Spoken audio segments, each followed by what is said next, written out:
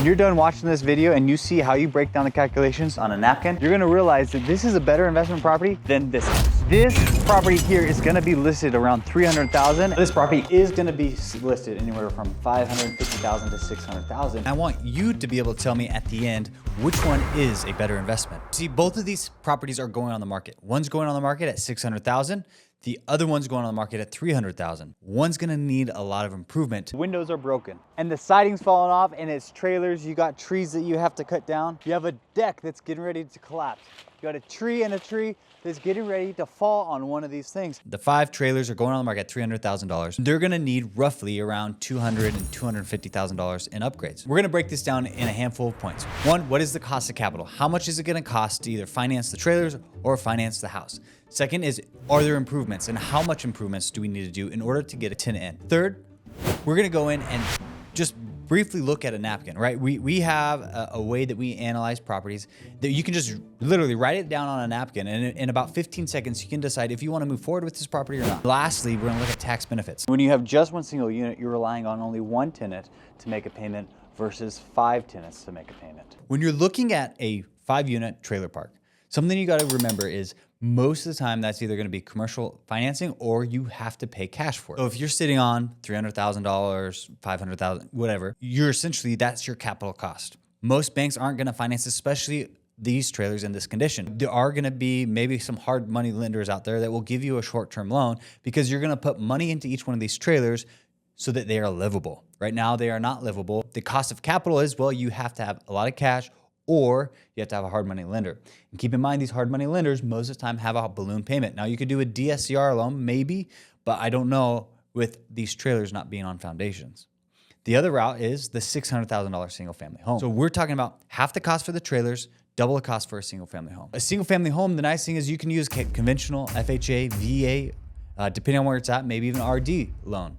And you can buy it as a primary residence and then convert it into a rental. The great thing about having a primary residence, if you're doing an FHA loan, you can get away with 3.5% down. If you're doing a conventional loan, you're looking at 5% down. But if you're gonna buy this strictly as an investment property, you're gonna have to look more at 15% down. Sometimes make the mistake of is when they're going and they're buying an investment property, they think, man, I love having the big yard. And the problem with that is if you have a big yard, you're expecting a tenant to maintain this. But how many times have tenants not taken care of the backyard and all of a sudden this beautiful landscape goes away and you have to redo the backyard? And guess what? When you redo the backyard, you don't get any kind of value back from the money spent. There's 2 different strategies that we're gonna talk about here. One is looking at a property strictly from cash flow. And if we break this down, you're gonna see that strictly cash flow, maybe the trailers are a better route. If you're looking at buying something, letting it appreciate and selling it, the tax benefits on a single family home might be better. The next thing we wanna look at is location. This current house, looking at it through Google Maps, you can see that the single family home is sitting on roughly around a ½ acre. Now, what's around it? Well, what's around it is a lot more single family homes. What you're gonna be able to do with the property is gonna limit you as far as what it's gonna bring in. Based off the market rate for rentals here in the Boise market, this house is gonna roughly rent for $2,400 a month.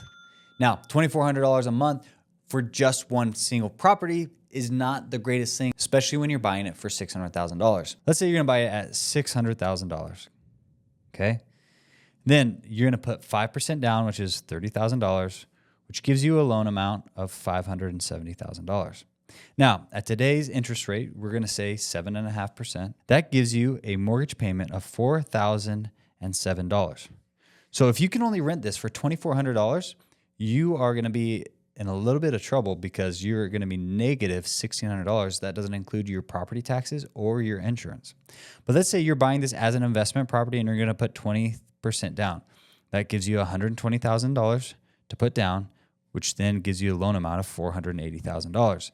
$480,000 at, again, the 7.5% interest rate gives you a mortgage payment of $3,377. Even if you're putting 20% down on this, you're still gonna be roughly, let's do the math here real quick, $823 negative a month, and not even including your property taxes or insurance. And that is why buying the single family unit that can only rent for around $2,400 a month may not be the best investment property compared to the trailers. Let's break down the cost of capital. So I'm gonna assume a couple things. let's say you were able to find a hard money loan lender, or you went to the seller directly and said, hey, listen, I have $120,000. I would like to improve this property, and would you carry the loan for me? So I'm going to assume the seller the seller said, yes, we'll do this, or second, that you were able to find a hard money loan lender. And so your loan amount is going to be $300,000, again, at a 7.5% interest rate. At the 7.5 interest rate, that means that your monthly payment is $2,110. Again, this is before taxes and insurance. So make sure you stick around for the napkin when we jump into the computer and we really break this down, when we break down all the different costs and things associated with it. But based on this, your capital cost for this 5-unit trailer is $2,110 with a couple of these assumptions. And if that is the case, this is definitely worth taking to the next step. One thing that we are assuming when you're buying this house, because we're going to be talking about improvements here, is one thing that when we're talking about the pink house is that the pink house is going to be move-in ready. So you're going to buy that. You're not going to have to put anything into it except maybe blinds. So assuming that you don't have to put any work into it, you're going to have zero improvement costs for the pink house. For the trailers, we are looking at this bid, and this bid says it's $210,000. But something I want to really point out, if you look at this bid, it says there's around $80,000 in labor. And so if you could do the sweat equity yourself, you can be saving $80,000. And maybe you can go to the thrift store, or you can go to like the Habitat for Humanity and get better pricing on some of these things rather than just buying high top of the line stuff for these trailers. And so you could break down this 210,000, maybe you can really bring that down to 130,000 or 120,000 or maybe even $100,000. So you can really make gains on this by maybe doing the sweat equity yourself. Let's break this down on a napkin. The napkin is probably the easiest way to determine if you want to move forward or not, because once you go through the napkin process, if it makes sense on the napkin, then you can dive deeper. Sometimes when you dive deeper, it makes sense to continue to move forward. Sometimes when you dive deeper, it doesn't make sense to move forward. Okay, so this napkin breakdown, we're figuring up the house at $600,000. And it's going to roughly bring in $2,400 a month, which breaks down to $28,800 a year. If we divide those two numbers together, what that gives us is around 4.9%. And so at this point, I know that the single family is no longer worth looking at as an investment, and I can take this napkin, throw it away. Now let's take the trailers for an example. Now let's look at these trailers. So at the trailers, we're saying $300,000 for the purchase price. We're talking about $200,000 in rehab, give or take, and that's depending on what you're going to do, which gives us a total amount of $500,000. So you're going to be into this a total of $500,000, and we're going to use the low end. So $4,000 a month for all those units being rented gives us right around $48,000 a year.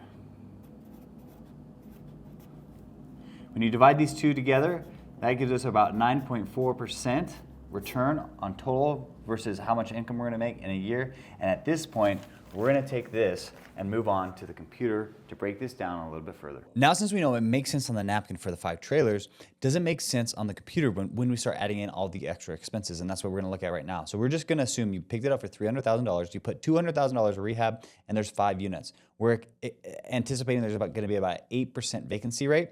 And so let's break it down. What we know is that there's 2 units that are 2-bedroom, 2 baths, and there's 3 units that are 3-bedroom, 2 baths. So we're assuming that the 2 units that are 2-bedroom, 2 baths you're going to be able to rent for about $900. Again, assuming that you rehab them into a very nice trailer home.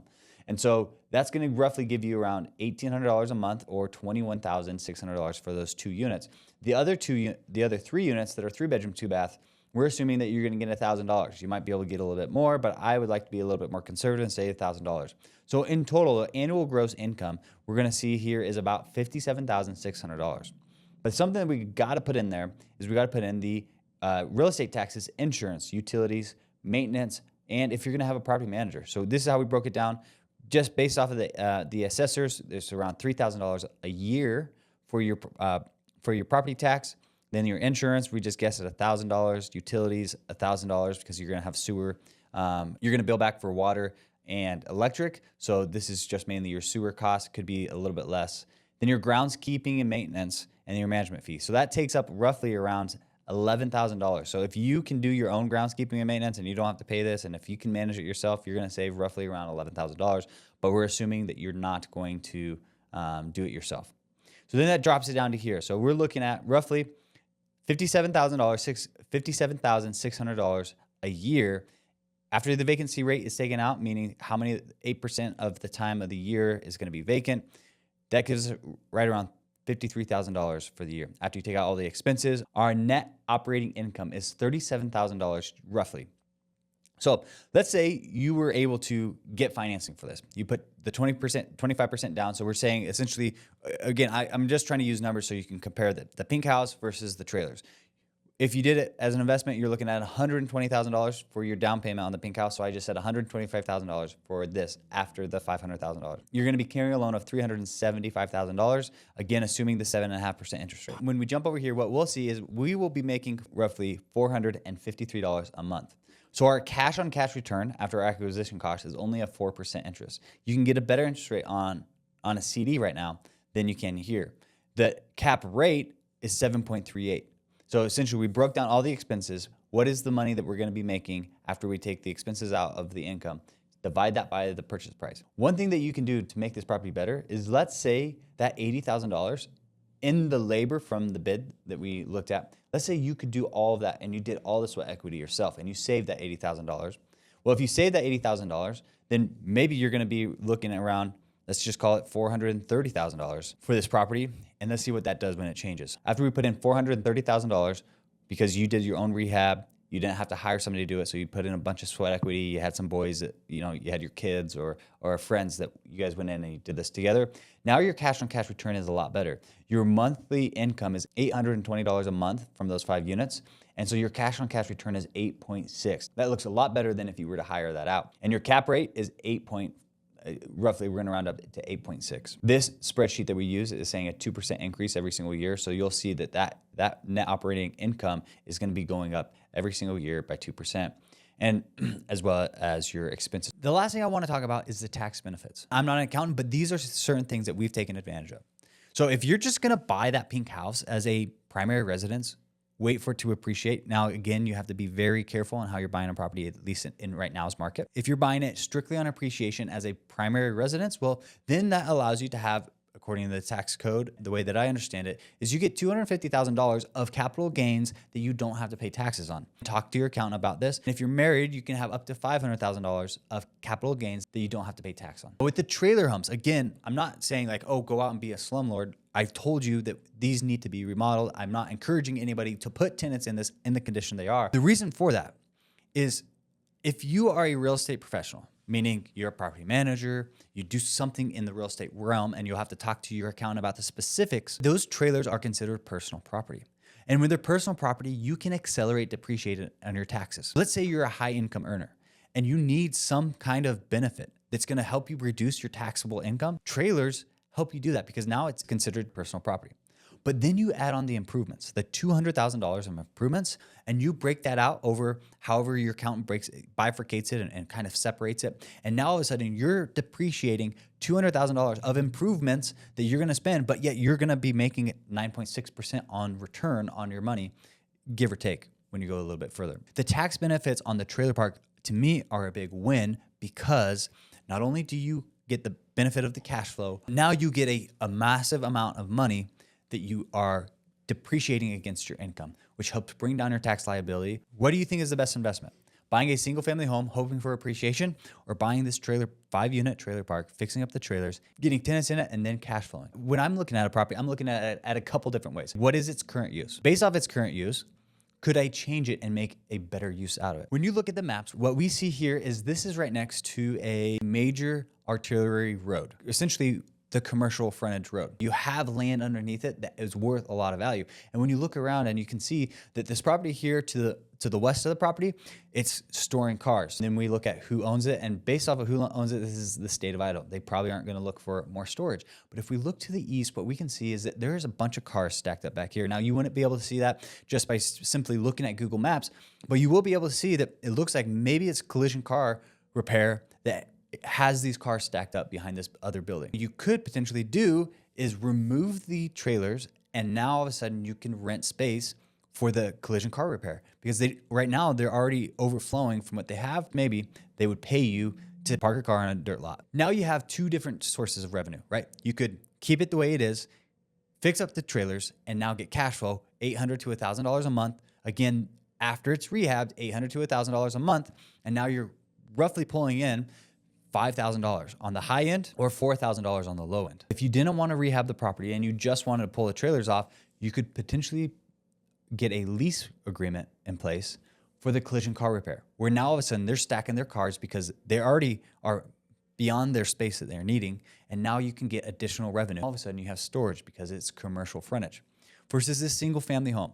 The single family home, what you're gonna be able to do, because this is in a neighborhood, well, maybe you could rent out a bedroom. You could rent out multiple bedrooms. You're looking at maybe a $500 a month per bedroom, depending on how you break it out. You're gonna have a higher turnover.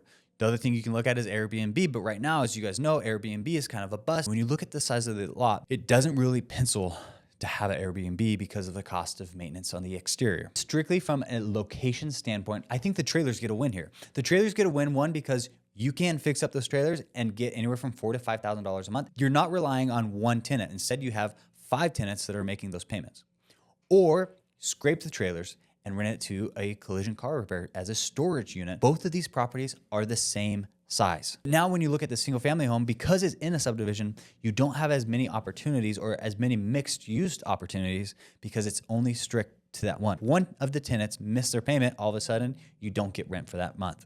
And then you got to go chase it. Versus 5 units, now all of a sudden, if one tenant makes it, well, you still have cash flow coming from the other 4 units. From this standpoint, I would really scratch my head and be like, I don't know if it's worth it to move forward on buying that pink house if I'm only going to make a 4.8% return. That doesn't even include your taxes, insurance, any expenses. Although the pink house is ready to move into, if you're buying it strictly as an investment, this would make me scratch my head and say, I don't think it's worth any more time to move forward.